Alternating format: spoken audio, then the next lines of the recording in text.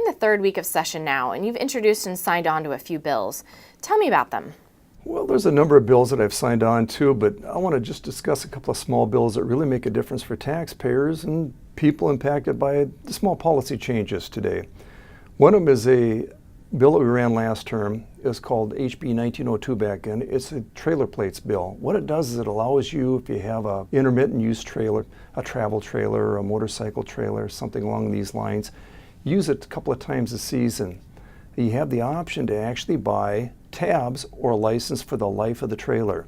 That way you don't have to come back every year and rebuy the same license over and over again. And it's convenience. Interesting part about it is a number of people have expressed interest in this, not because it's a great value with price. You pay about the same price you pay for about 10 years of buying a license, but because they only have to do it once, and it's something that they consider to be a boon, not having to remember every year to go back and do this. Another piece we've talked about has to do in capturing revenue for higher education. Higher education over the last couple of years here has gotten to the point where, say, 2 years ago, the expected cost for a student at WSU was $26,994.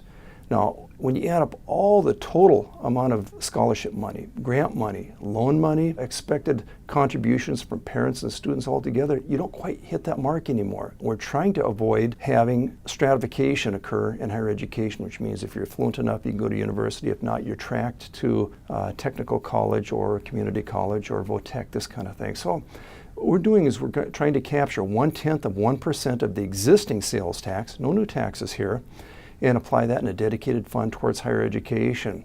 This first biennium, we'd capture about $100 million, which is not a lot of money for higher education in consideration of the cost, but it really will make a significant difference.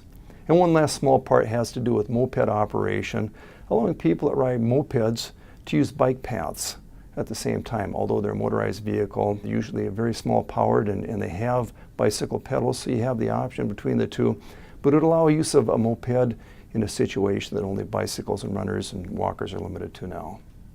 One of the discussions in the State Government Committee is surrounding public records and the cost on cities and counties. Why is this an important debate? Discussions in the State Government Committee surrounding public records are nothing new. This is a discussion that's gone on for many years, and it has to do with the Public Records Act that was originally passed in 1970, although its use has multiplied exponentially here in the last 5 years or so. The problem is that, yes, there is a cost to freedom of access here, and the cost sometimes is placed squarely upon the municipalities and agencies out there that have to provide these records at public request, which is an appropriate thing to do and allow for transparency in government. At the same time, the cost is real, and the opportunity cost of time that's supposed to be spent on other duties that they're hired to do is a drain. So we're trying to find that delicate balance out there as to exactly how we can provide the records that the public is entitled to and keep transparency of government at the forefront here, and yet at the same time find some sort of ability to compensate or process better the requests. In the Commerce and Gaming Committee, you're discussing marijuana. What's your perspective on the best way to proceed with the implementation? I've got a little bit different perspective maybe than a lot of people out there. Maybe not on the committee, but maybe out in the public. First of all, Initiative 502 is a citizens' initiative, and it was approved by the voters. The will of the people can't be ignored. We're here to represent the people, and as they've stated that they actually consider this to be something that they want, we need to figure out how to make it work.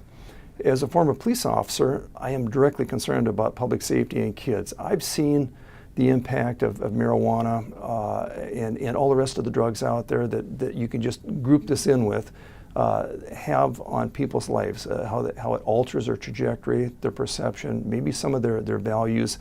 And I've seen things happen that make me somewhat uncomfortable about trying to make sure that we actually have an adequate infrastructure in place, having to do with chemical dependency treatment, having to do with the public safety issues, having to do with healthcare treatment that's available so that we can provide a complete package for people that when you have some of the same issues that have arisen with alcohol over a number of years here, that will also arise with marijuana, that we have the ability to treat those issues.